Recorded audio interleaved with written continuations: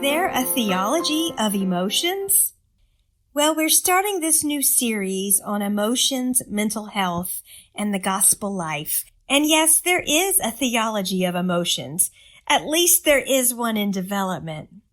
There's a field of study called practical theology, of which Christian psychology and Christian counseling are subsets of the field. So we are starting this series on emotions, and I've been working on what I felt led to share, and I have come to realize that I need to be careful with my words. Some of the topic of this series is really best held in conversation back and forth, one-on-one, or in a small group. It's not really best for me to be on one side of the internet and the reader or listener on the other, because too much could be misspoken or misunderstood. See, the reason for this series topic is this. The purpose of Gospel Life Learning is to provide resources to help others draw near to God and share His nearness with others. That is the mission purpose of this ministry, and here is where the ministry and the topic of emotions comes together. When we are having difficulty with our emotions, and that can include both overreacting to our emotions or denying or stuffing our emotions, either end of it, then that can create a barrier to our level of closeness with God, and difficulties with our emotions can cause us to be ineffective in being representative of Christ and a true source of help and support or encouragement to those around us. So the next few topics or posts or audios are going to be based from two foundational statements. And the first one is that our emotions are given to us by God. And then secondly, emotions in and of themselves are neutral signals, and we are to handle and steward these signals well and in a way that honors God. In doing so, we also grow closer to God as we rely on His Spirit to guide us. So with that understanding, I'm really just going to scratch the surface of this topic of emotions in the Bible or psychology and Christian thought. I want to discuss it, though, not so much for just thinking about it or pondering it. I have a very practical reason, and it's this. Our world and the people in it are in a lot of hurt. And I have come to realize that a lot of people out there don't know what is available to them as far as helping them to handle their emotions, their feelings, their behaviors, and difficulties in their relationships. There is so much help available, but a lot of people don't even realize that they have a problem and that they are on a path to more problems. You know, as Proverbs 14:12 says, there is a way that seems right to a man, but its end is the way to death. We see this a lot where there's a way, everything seems to be fine, this is no big deal, this is just a minor concern, but it doesn't get better on its own. It leads to worse functioning, worse outcomes. So the first reason is that I hope to spread some awareness about how to identify when you, yourself, or when one of your loved ones are having a mental health or emotional problem. Because when these types of problems go unidentified and unsupported, things typically get worse and not better on their own. The second reason is that so many people have a misunderstanding of what counseling is, or what therapy is, or even what medications for depression or anxiety are available, and what those medications do. There is so much help available, but people have all kinds of misconceptions about what that help is, or what it looks like, or what is involved.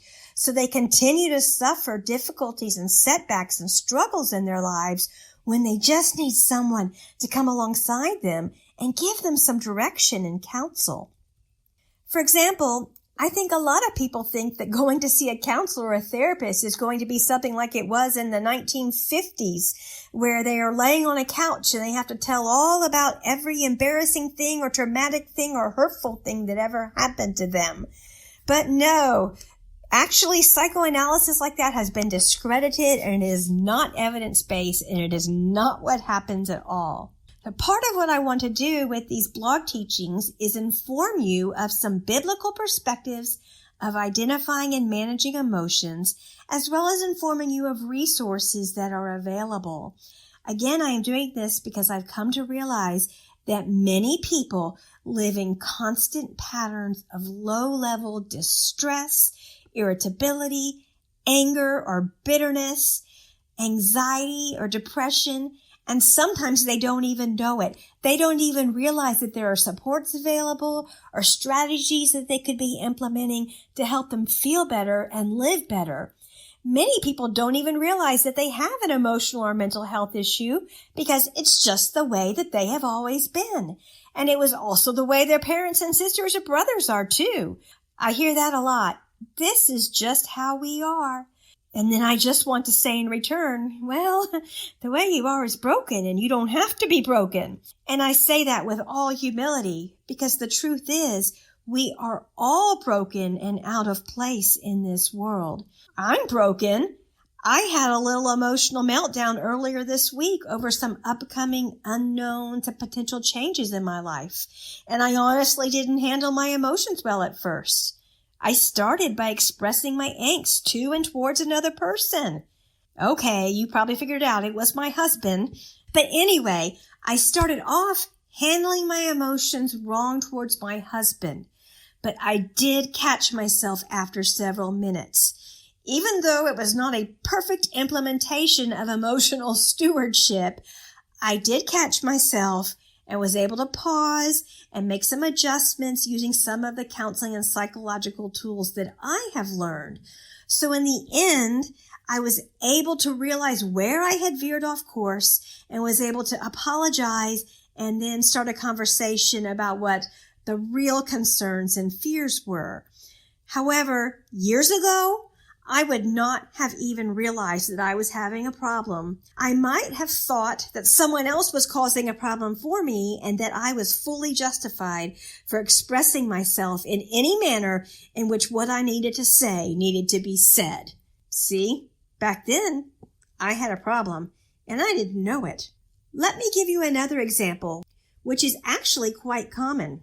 If you experience feelings of just wishing you could escape or disappear, or even wishing that death would just come upon you so that you could escape the stresses of your life, then you likely have a clinical level of depression.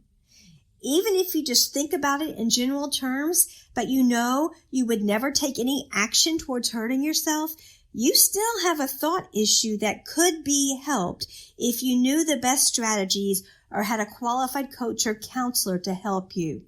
It may be the way you have always been, but this person with that type of thought pattern would still have a significant cognitive behavioral condition that doesn't have to be that way. It can be helped. In fact, psychologists would consider that type of thinking as low levels of suicidal ideation. It may not get better on its own, and you've been struggling and managing, and you don't realize that it's a condition and there are methods to help.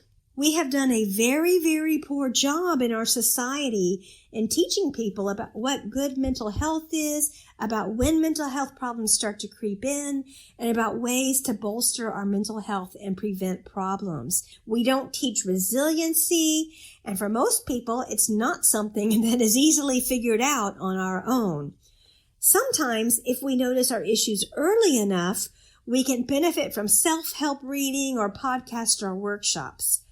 Other times, when that is not enough to be effective and to maintain improvement, we need a coach or a counselor to help us along.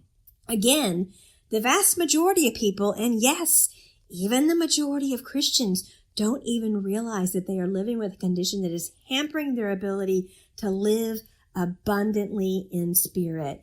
And when I say abundantly in the spirit, I mean living with more peace, joy, contentment, with a focus on the good things in our lives as opposed to living in lower levels of irritability, resentment, sadness, or just generally a downcast soul. Remember that when we are living and walking with the Spirit of Christ, we are able to have peace and contentment no matter the circumstances. Let's not forget Paul, who said, "For I have learned to be content, whatever the circumstances. I know what it is to be in need, and I know what it is to have plenty. I have learned the secret to being content in any and every situation, whether well-fed or hungry, whether living in plenty or in want." Then the next verse he says, "I can do all things through Christ who gives me strength." That is Philippians 4:11-13. And yes, that is the context of the verse. I can do all things through Christ who strengthens me. He is saying, I have learned that by relying on the Spirit of Christ, right? It's the Spirit of Christ, because Paul did not have an in-person friendship with Jesus, and he never did. Paul was not one of the 12 disciples. He began walking with Jesus through the Spirit of Christ, just like we do. And Paul was saying that is the secret of being content, no matter what is happening around me or to me. Christ gives me the strength to be content, no matter the circumstance. That is really powerful. So I'm closing off now, as this is just an introduction, and I will have another post and audio up soon with more. In the meantime, a little assignment. I want you to think about the most recent time you got really upset about something. A time when you either got angry or were very irritable or aggravated or just upset. Or as we used to say, a recent time when you were ticked off. Have something in mind for our next upcoming sessions or lessons, because you will have a chance to learn and develop a few strategies for those types of situations. In the meantime, remember James 4:8. When you draw near to God, He will draw near to you.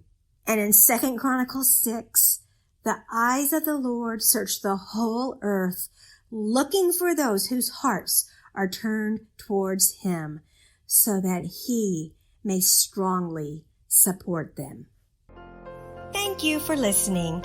This is Sherry Peavy, the author and the voice behind these messages. I invite you to gospelLifeLearning.com to sign up for our monthly email newsletter if you haven't already done so. You will never miss a message, a special offer, or a free resource. Thank you again. Until next time.